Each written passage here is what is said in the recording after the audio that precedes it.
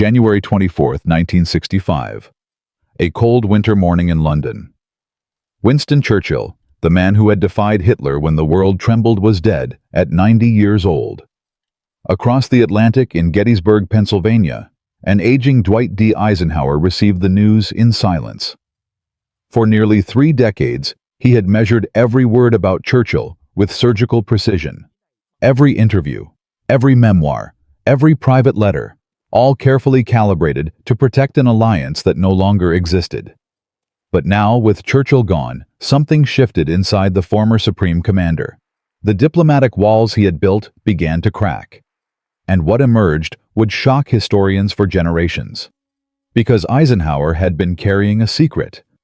Not about military operations, not about classified intelligence, but about the man himself.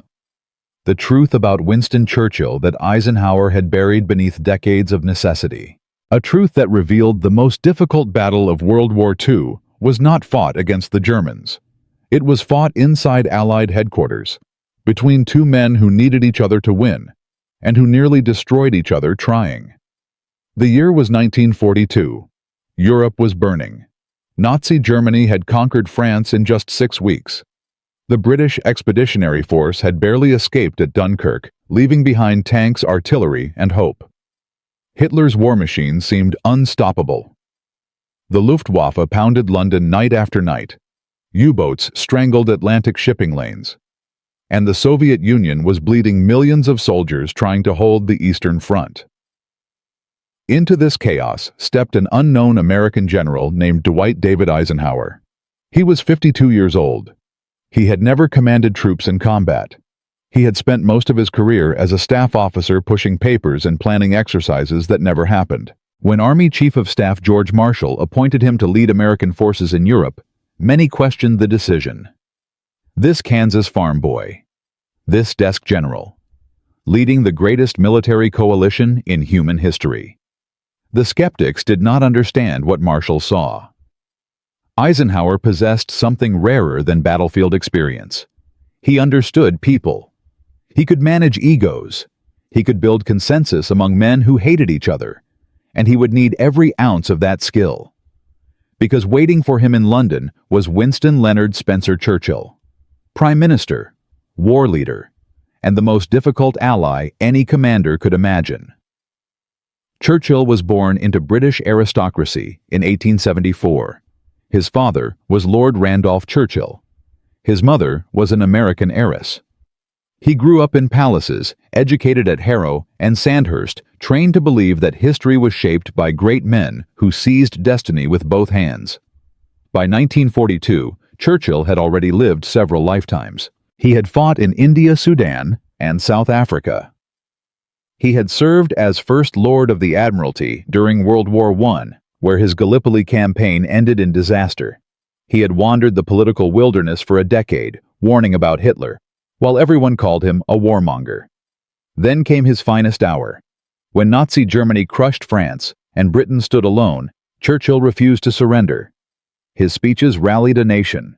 His defiance inspired the world. He became, in that desperate summer of 1940, the living symbol of resistance against tyranny. But there was another side to Winston Churchill, a side Eisenhower would discover in the months ahead. Churchill was brilliant but exhausting. He worked 18-hour days and expected everyone else to match his pace. He held meetings at midnight, sometimes in his bathrobe, sometimes in his bed. He consumed whiskey and champagne in quantities that would hospitalize ordinary men. He dictated memos at 3 in the morning, changed his mind by breakfast, and expected instant compliance from everyone around him.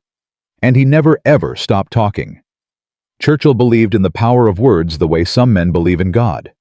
He could argue any position from any angle for hours without pause. He saw himself not just as a wartime leader, but as the guardian of the British Empire. Every decision, every operation, every strategic choice was filtered through one question. How does this affect Britain's position after the war? Eisenhower came from a different world entirely. Abilene, Kansas. Population 3,000. David and Ida Eisenhower raised 7 sons in a small white house with no indoor plumbing. They were poor, devout, and proud. Young Dwight worked at a local creamery to help pay the bills. He learned early that complaining accomplished nothing. That patience was a weapon.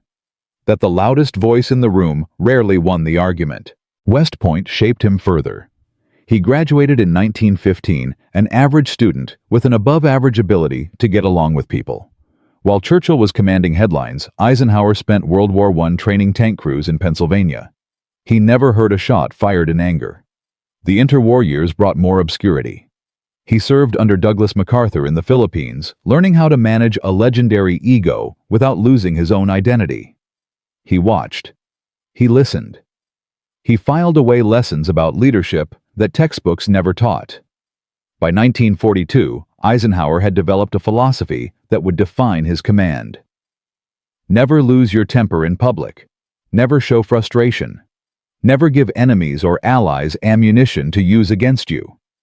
Absorb pressure like a sponge. Act decisively when the moment demands it. And always remember that coalition warfare requires compromise. This philosophy would be tested beyond anything Eisenhower imagined.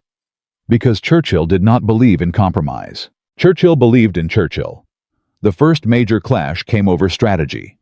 Churchill wanted to attack the soft underbelly of Europe. Strike through North Africa. Push into Italy. Advance through the Balkans. Avoid the nightmare of another frontal assault across the English Channel. He had seen what happened at the Somme in 1916. He had watched a generation of British youth die in the mud of Flanders. He would not allow that catastrophe to repeat. Eisenhower understood Churchill's fears, but he saw a fatal flaw in the peripheral strategy. Every operation in the Mediterranean consumed resources that should be stockpiled for the main invasion. Every month of delay gave Germany time to strengthen Atlantic defenses. The war could not be won by nibbling at the edges. It would be won by driving a dagger into the heart of Nazi Germany, through France, across the Rhine, into Berlin. The debates were endless. Churchill would arrive at meetings armed with historical analogies, rhetorical flourishes, and an inexhaustible supply of counter-arguments. He would talk for hours, circling back to the same points, wearing down opposition through sheer persistence. Eisenhower learned to sit quietly through these performances. He nodded at appropriate moments. He acknowledged valid concerns. And then he proceeded with his original plan. This technique drove Churchill insane. The Prime Minister was accustomed to winning arguments through force of personality. Eisenhower simply refused to engage on those terms. He absorbed the rhetoric like armor-absorbing bullets. And when Churchill finished talking, Eisenhower would calmly explain why the invasion of France remained the priority. Marshall supported Eisenhower completely. Roosevelt supported the cross-channel strategy. The combined weight of American industrial power made the decision inevitable. But Churchill never stopped fighting. He sent cables. He wrote memoranda. He flew to conferences and argued until dawn. He believed with every fiber of his being that he was saving British lives. What he could not accept was that the war had evolved beyond his control. Operation Overlord became the defining test. June 6, 1944. The largest amphibious invasion in human history. Churchill supported it publicly while doubting it privately. He worried about casualties. He worried about failure. He worried about what a disaster on the beaches of Normandy would mean for Britain's future.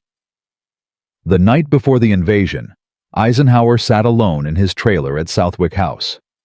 He had made the decision to go despite marginal weather. If the landing failed, he would bear sole responsibility.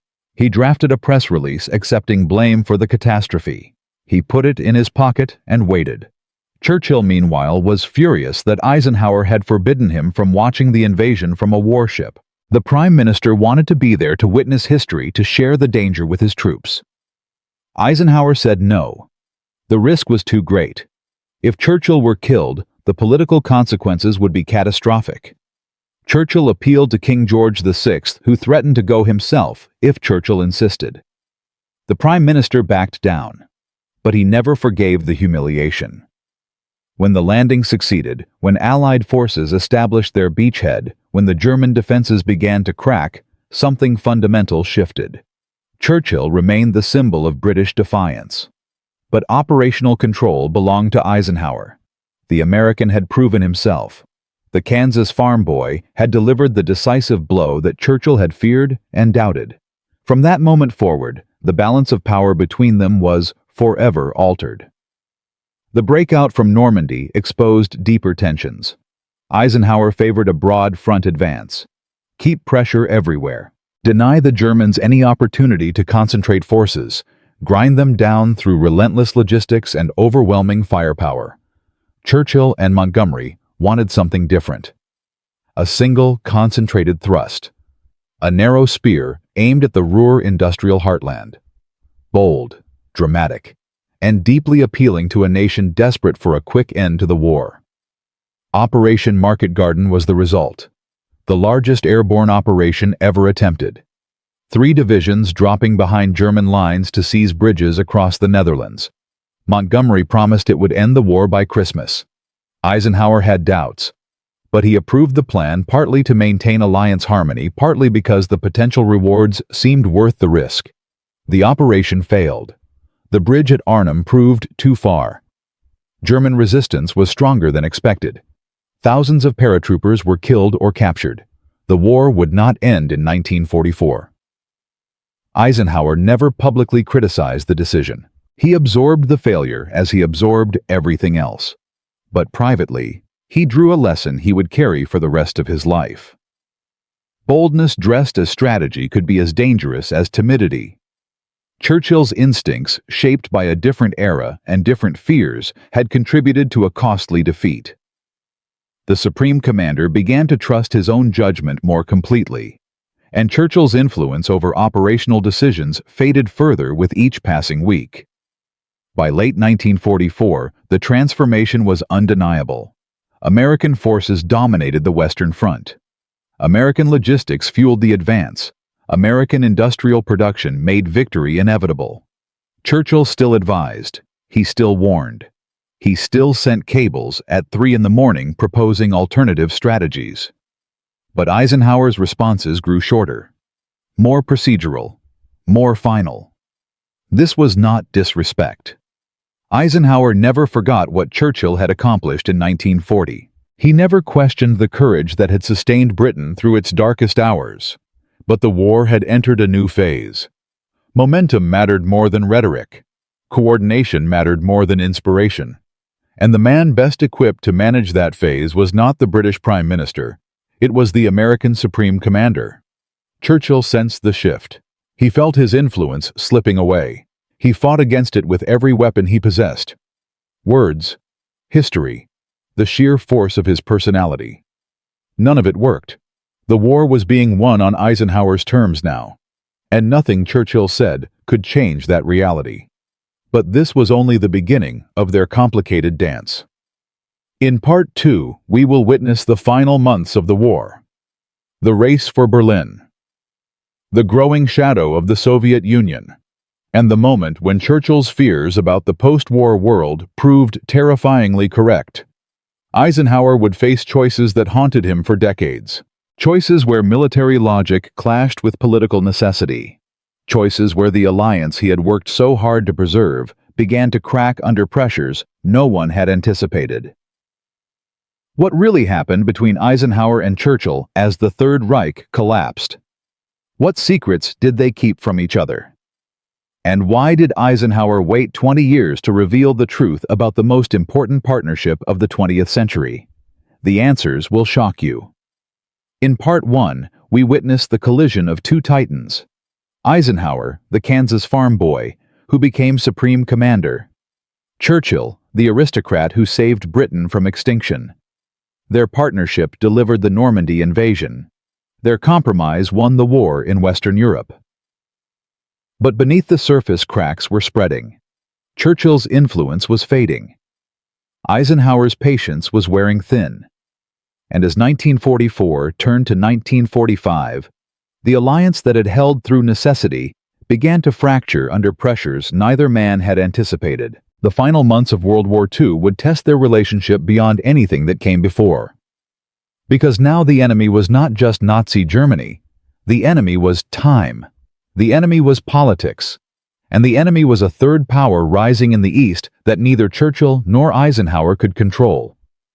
What happened next would haunt both men until their dying days. By January 1945, the strategic situation had transformed beyond recognition. Allied forces had recovered from the shock of the Battle of the Bulge. German reserves were exhausted. The Wehrmacht was bleeding divisions on two fronts. Victory was no longer a question of if, but when, and more importantly, where the final lines would be drawn. Churchill understood something that Eisenhower did not fully grasp. The war against Germany was ending. The contest for Europe was just beginning. Soviet armies were advancing faster than anyone had predicted. They had liberated Poland. They were pushing into Hungary. They were approaching the gates of Berlin itself. Every mile the Red Army advanced was a mile of territory that might never return to Western influence. Churchill began sending cables to Eisenhower with increasing urgency. Berlin, he argued, must be the priority. The Western Allies should race for the German capital before Stalin could claim it. The political symbolism would shape the post-war world for generations. Capturing Berlin would demonstrate Western power. It would give the Allies leverage in negotiations. It would prevent the Soviet Union from claiming sole credit for destroying Nazism. Eisenhower read these cables with growing frustration. He understood Churchill's concerns. He even shared some of them privately. But his mandate was military, not political. His job was to destroy the German armed forces as efficiently as possible. And Berlin, in his assessment, was not the most efficient objective. The German capital was heavily defended. Urban combat would consume divisions that could be used elsewhere. The Soviets were already closer and had committed massive forces to the assault. American and British casualties would be enormous for a prize that held symbolic rather than strategic value. Eisenhower made his decision. The Western Allies would not race for Berlin. Instead, they would focus on the industrial regions of the Ruhr and the rumored Nazi redoubt in the Bavarian Alps. Let the Soviets pay the blood price for the German capital. American and British soldiers would not die for a political trophy. When Churchill received this news, he was furious. This was not just a military disagreement. This was a fundamental misunderstanding of what was at stake. Churchill saw Eisenhower's decision as strategic blindness. The Supreme Commander was winning the battle while losing the peace. Churchill appealed directly to Roosevelt. The president was exhausted, dying from the strain of 4 terms in office. He backed Eisenhower's judgment. Military commanders should make military decisions. The race for Berlin would not happen. Churchill would later write that this was one of the great tragedies of the war, a failure of imagination that handed Eastern Europe to Soviet domination. Eisenhower never agreed. He believed until his death that the lives of his soldiers mattered more than political boundaries, that diplomats should have settled at the conference table.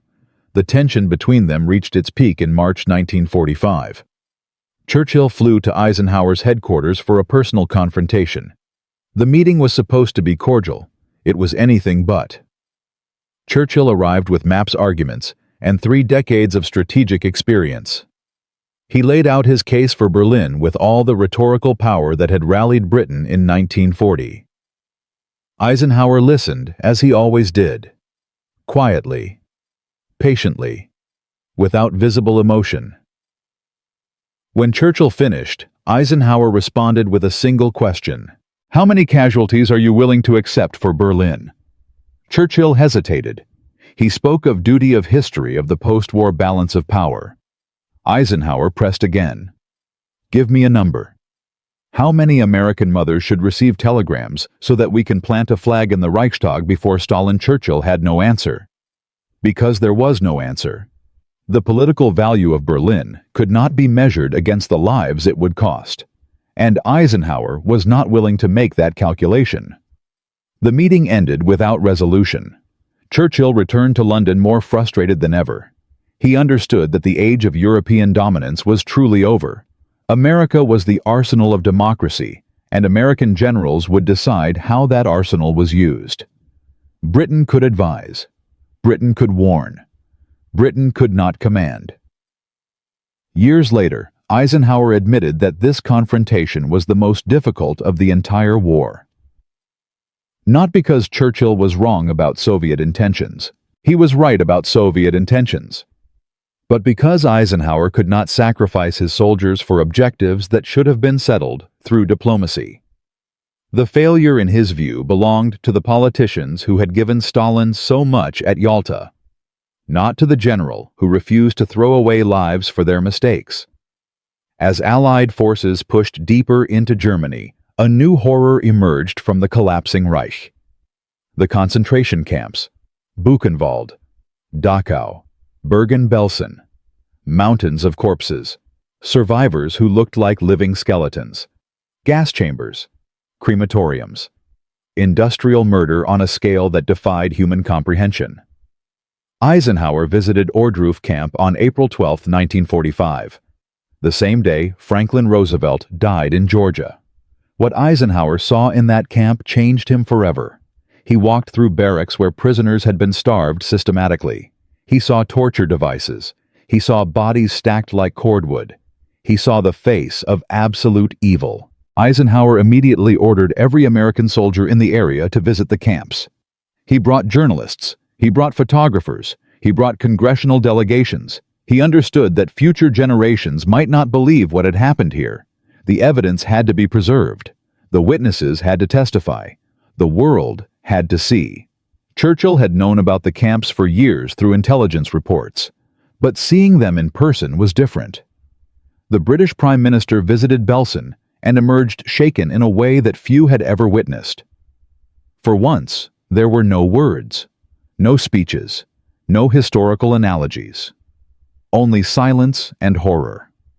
This shared experience of witnessing absolute evil created a bond between Eisenhower and Churchill that transcended their strategic disagreements. Whatever tensions existed between them, they had fought on the right side of history. They had destroyed a regime capable of Auschwitz. Nothing else mattered compared to that fundamental truth. But even this shared purpose could not resolve the questions that remained. What would happen to Europe after the shooting stopped? Who would rebuild the continent? And how would the Western Allies confront the growing power of their Soviet ally? The end came faster than anyone expected.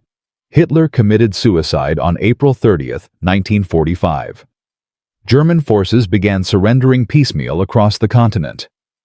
On May 7th, General Alfred Jodl signed the unconditional surrender at Eisenhower's headquarters in Reims, France.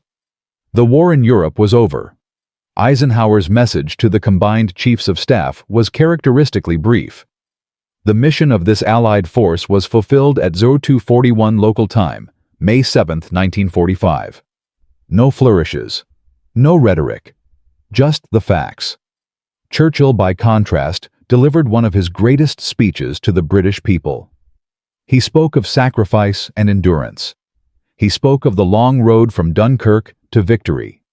He spoke of the British Empire and its finest hour. But beneath the triumph, Churchill was already looking ahead with profound anxiety. Soviet forces occupied half of Europe. The Iron Curtain. A phrase Churchill would later make famous was already descending, and the Americans were talking about bringing their soldiers home as quickly as possible. At the Potsdam Conference in July 1945, Churchill's worst fears began to materialize. Stalin was consolidating control over Eastern Europe with no intention of allowing free elections. The Western Allies had little leverage to stop him. And halfway through the conference, Churchill received news that shattered him. The British people had voted him out of office.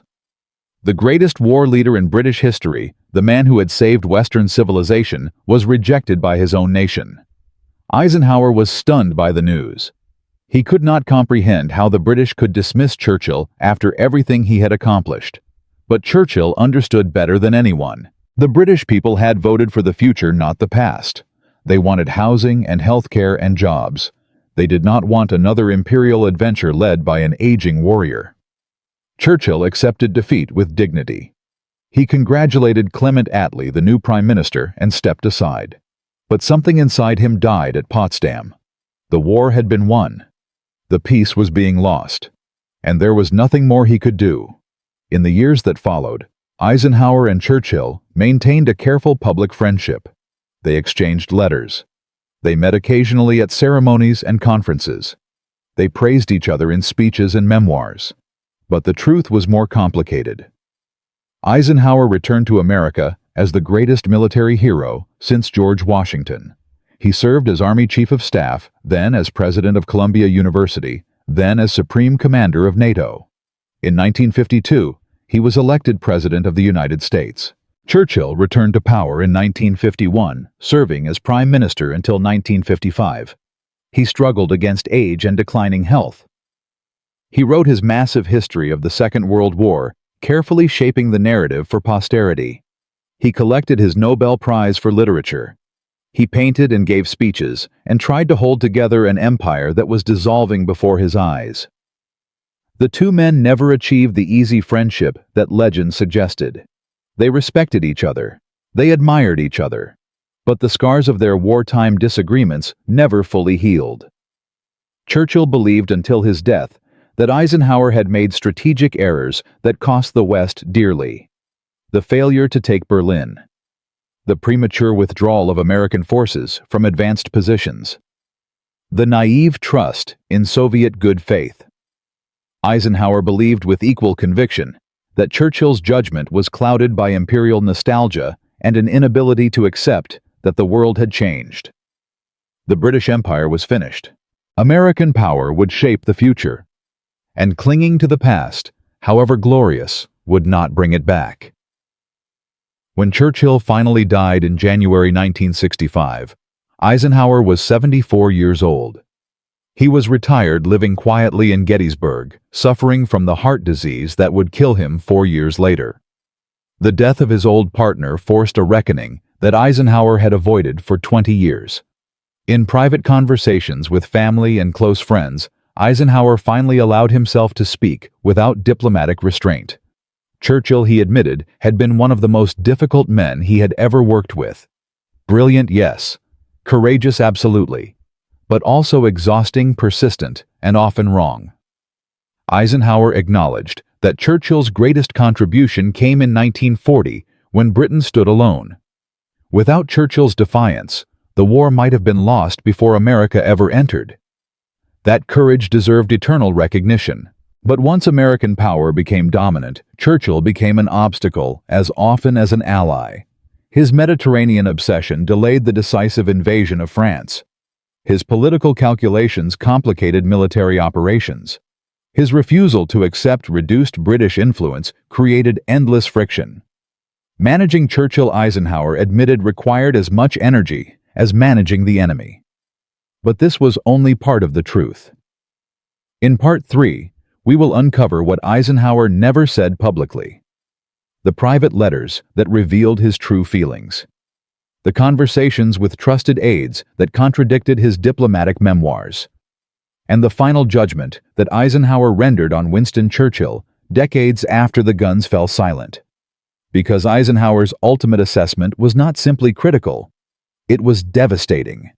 A verdict on Churchill's judgment, his ego, and his responsibility for decisions that shaped the Cold War. What really happened between these two men when no one was watching? What secrets did they take to their graves? And why did historians take so long to piece together the truth? The answers will change everything you thought you knew about World War II. And they begin with a letter that Eisenhower wrote but never sent. The story so far has taken us through the collision of two giants, Eisenhower and Churchill. Kansas and aristocracy, patience and rhetoric. Their partnership delivered Normandy. Their disagreements nearly shattered the alliance. Churchill pushed for Berlin. Eisenhower refused. The Soviet Union swept across Eastern Europe while the Western Allies watched. And when Churchill was voted out of office at Potsdam, something fundamental broke between them. But the war's end was not the end of their story. In the decades that followed, both men carried secrets they never shared publicly. Private letters, confidential memos, conversations with trusted aides that contradicted every diplomatic speech they ever gave. Now, with Churchill dead and Eisenhower approaching his own final years, the truth began to emerge. What Eisenhower really thought about Winston Churchill was devastating, and it started with documents that historians would not fully understand for another generation. The first revelations came from Eisenhower's private papers at his Gettysburg farm. After Churchill's funeral in 1965, Eisenhower began organizing his personal archives. He knew his own health was failing. He wanted history to understand what really happened during the war. Among the thousands of documents was a folder marked simply, Churchill Private.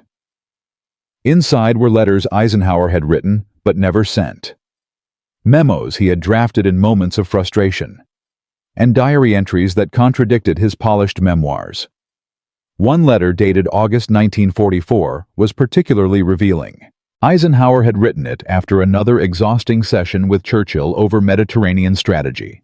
"The Prime Minister wants to fight the next war while winning this one," Eisenhower wrote. "His strategic instincts are 20 years out of date. He sees himself as the Duke of Marlborough, reborn, but he commands no armies. He commands only words. And words, however brilliant, do not win modern wars." Eisenhower never sent this letter. He never showed it to anyone during Churchill's lifetime. But he kept it. For 20 years he kept it. Historians would later debate why. Some argued Eisenhower was protecting the alliance even after it no longer mattered. Others believed he was protecting himself, unwilling to be seen as petty or vindictive.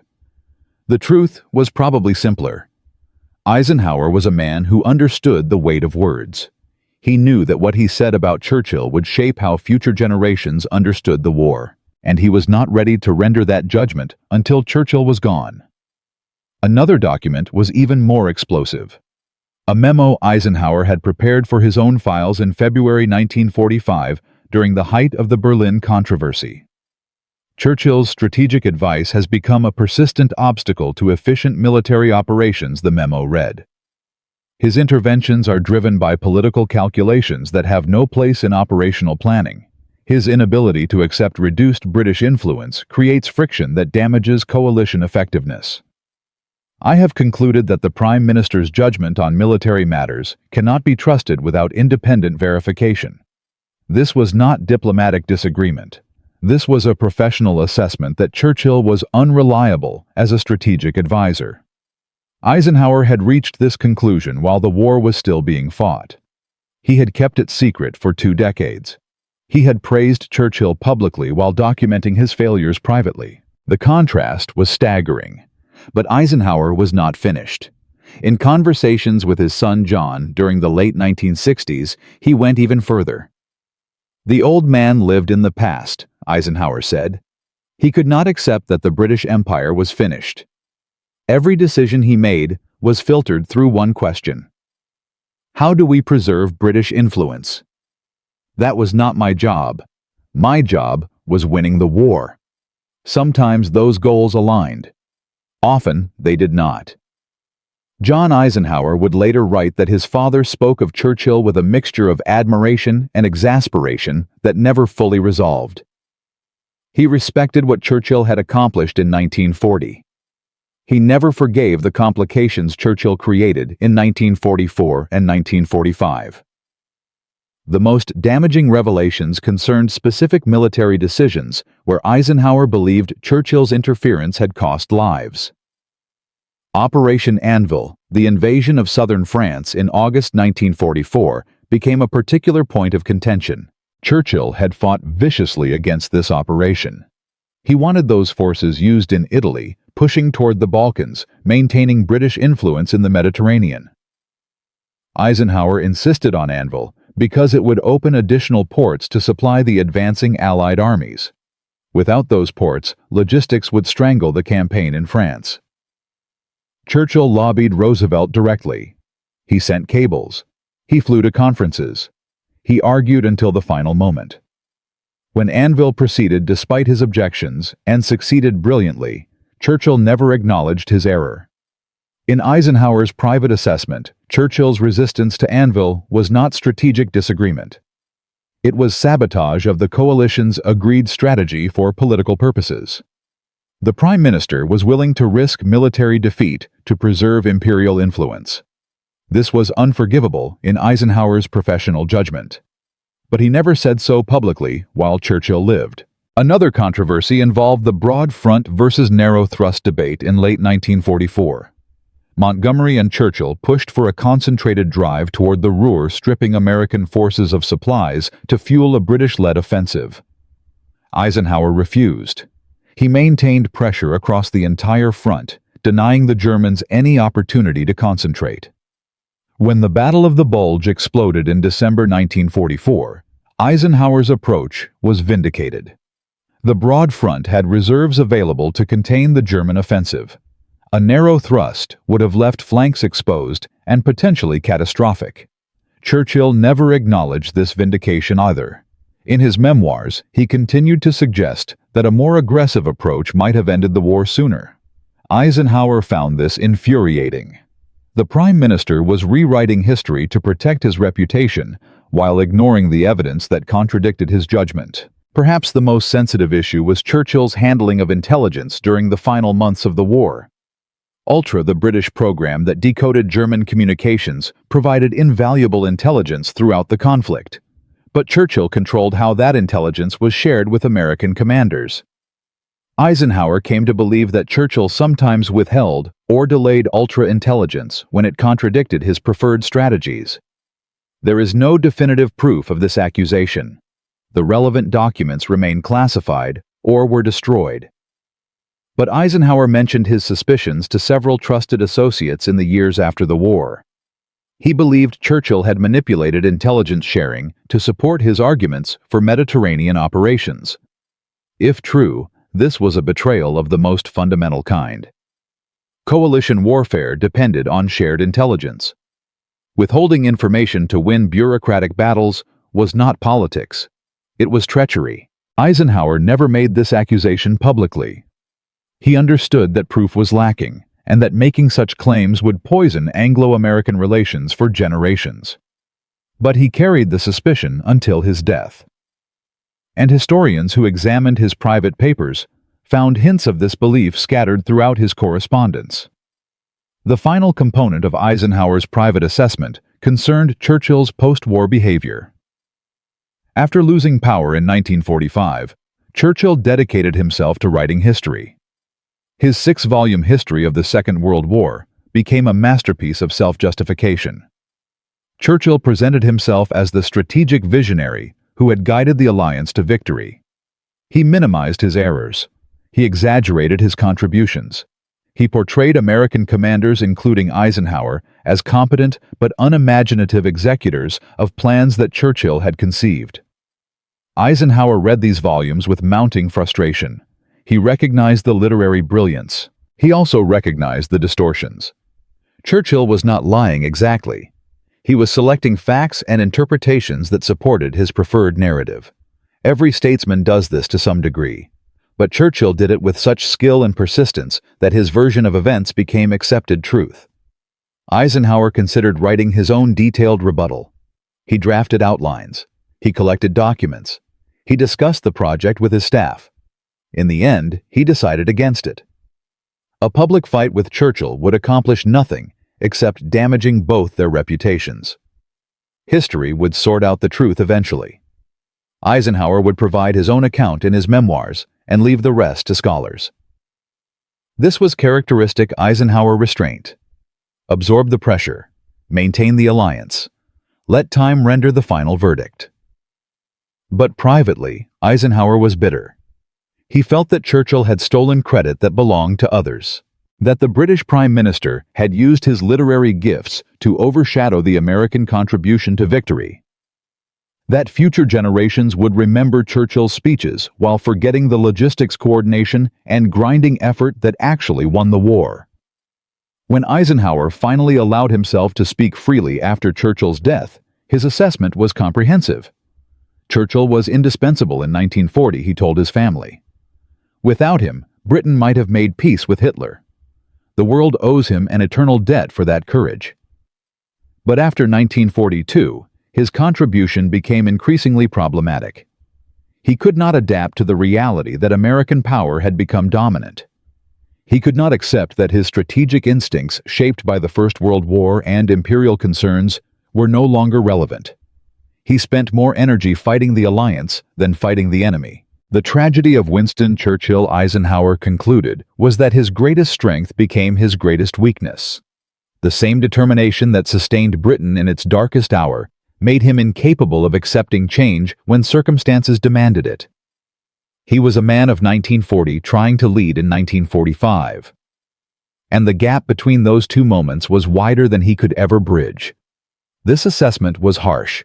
It was also, in Eisenhower's professional judgment, accurate. He had spent 3 years managing Churchill. He had absorbed endless pressure, deflected countless interventions, and maintained alliance unity through sheer force of will. He believed he had earned the right to render honest judgment. And his judgment was that Churchill, for all his greatness, had made the war harder than it needed to be. But this was not the end of the story, because Eisenhower's private criticisms told only half the truth.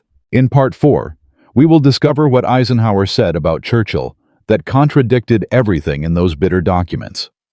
The moments of genuine admiration that balanced the frustration.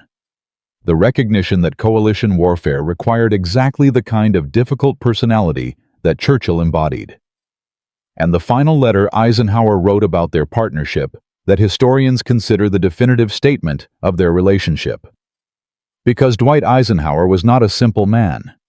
His assessment of Winston Churchill was not simple either.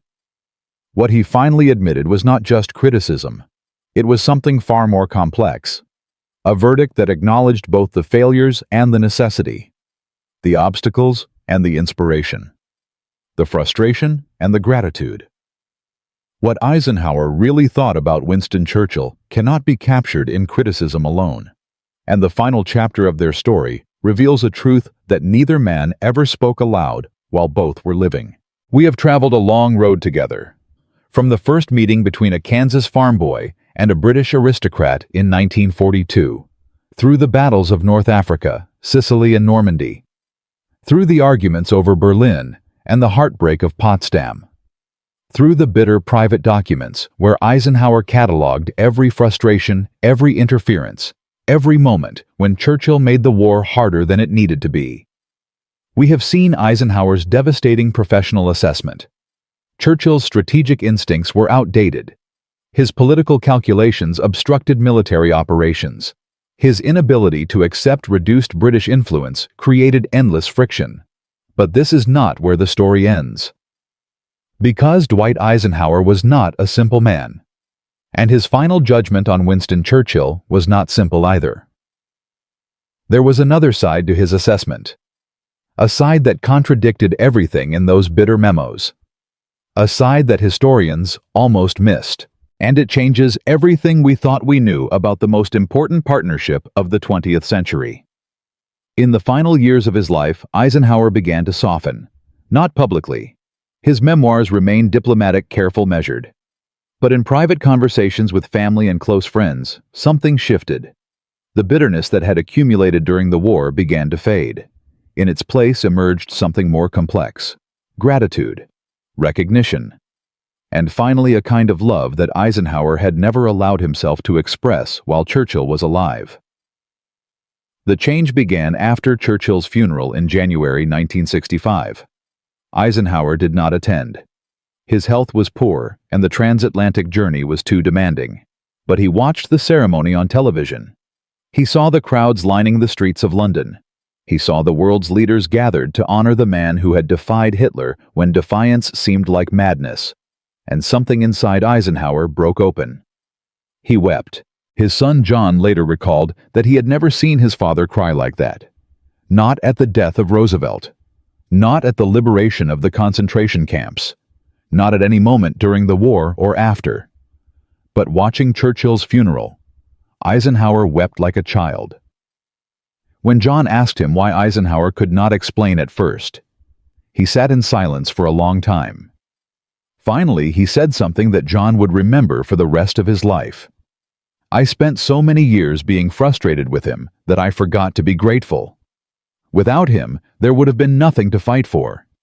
We would have arrived in Europe to find it already lost. This recognition transformed Eisenhower's final assessment. In the months after Churchill's death, he began writing letters to old colleagues, sharing memories he had never expressed before. He wrote to Field Marshal Alexander about Churchill's courage during the Blitz. He wrote to General Bedell Smith about Churchill's ability to inspire men who had every reason to despair. He wrote to his own family about the weight of leadership that Churchill had carried when Britain stood alone. One letter written to his granddaughter in 1966 captured this evolution perfectly. "History will remember Winston Churchill as a great man," Eisenhower wrote. But that word is too small for what he was. He was necessary. In 1940, when the world was falling apart, only one man had the courage and the words to hold it together. Every frustration I ever felt about him must be weighed against that single truth. He saved civilization. Everything else is footnote. This was not diplomacy. Eisenhower was writing to his granddaughter not for publication. He was finally allowing himself to say what he had buried beneath decades of professional complaints. Churchill had been difficult. Churchill had been exhausting. Churchill had been wrong about many things. But Churchill had also been essential in a way that no one else could have been. The reconciliation in Eisenhower's heart was complete by 1967. That year, he gave an interview to historian Stephen Ambrose that would not be published until after his death. In that interview, Eisenhower spoke more freely about Churchill than he ever had before. Ambrose asked directly about the tensions between them. Eisenhower acknowledged everything: the Mediterranean disputes, the Berlin controversy, the constant interference in operational decisions. He did not minimize his frustrations or pretend they had not existed. But then Eisenhower said something remarkable. "Every complaint I have about Winston Churchill assumes that we had already won," he told Ambrose. "It assumes that victory was inevitable and that my job was simply to manage the final stages. But that assumption is wrong. When Churchill and I first met, victory was not assured. Britain was barely surviving. America was not ready. The Germans were winning on every front. In that context, Churchill's stubbornness was not a weakness. It was survival. He could not afford to compromise because compromise meant defeat.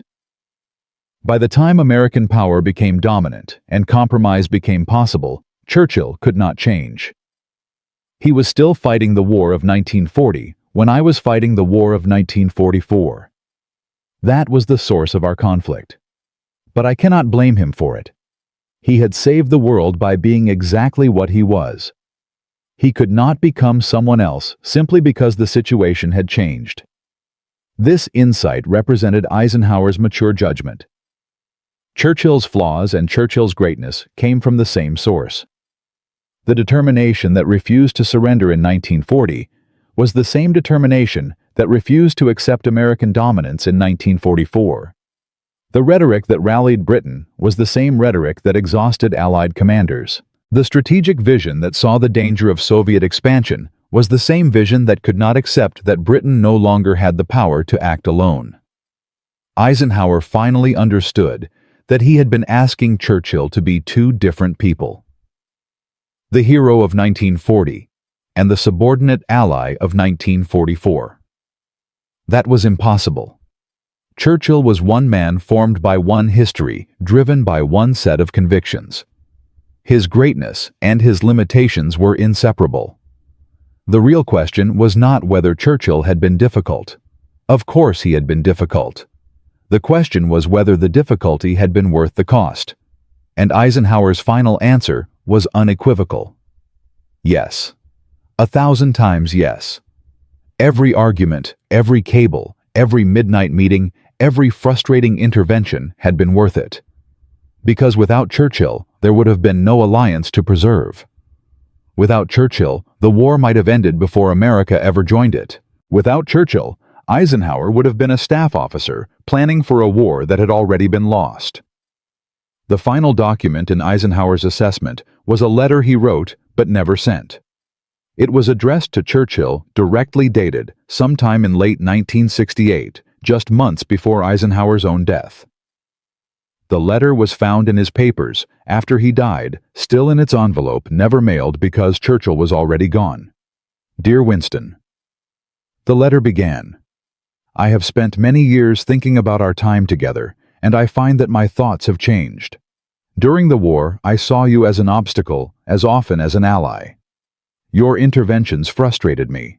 Your strategic advice seemed outdated. Your refusal to accept American leadership of the alliance created endless complications.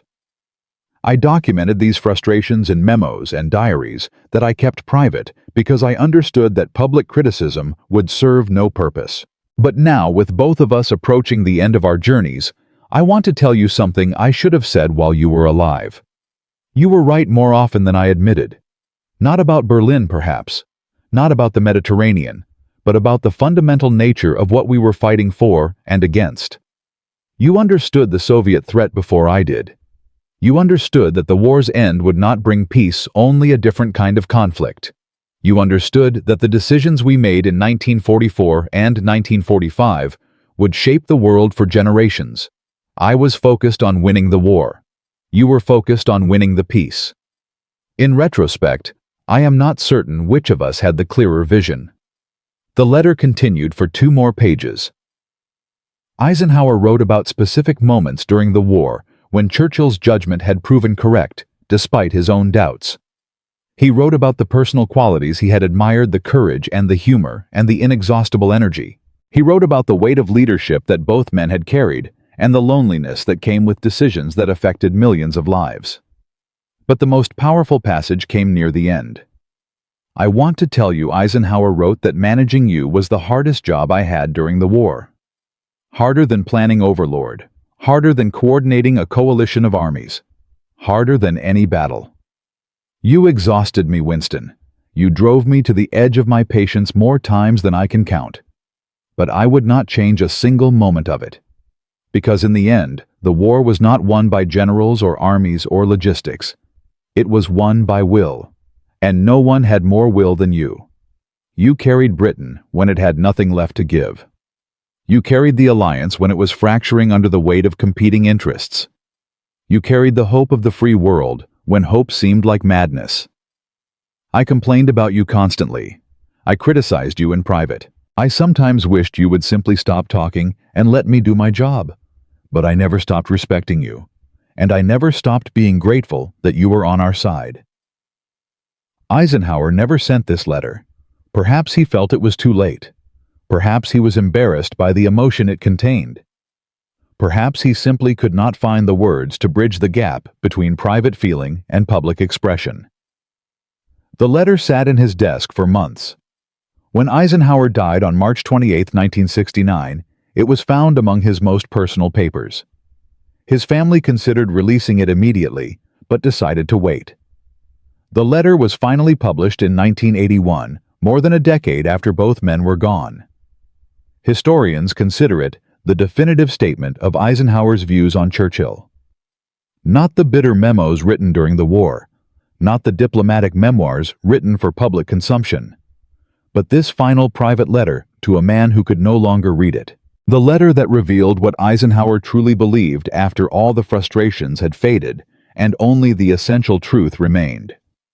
What did Eisenhower finally admit about Churchill after he died?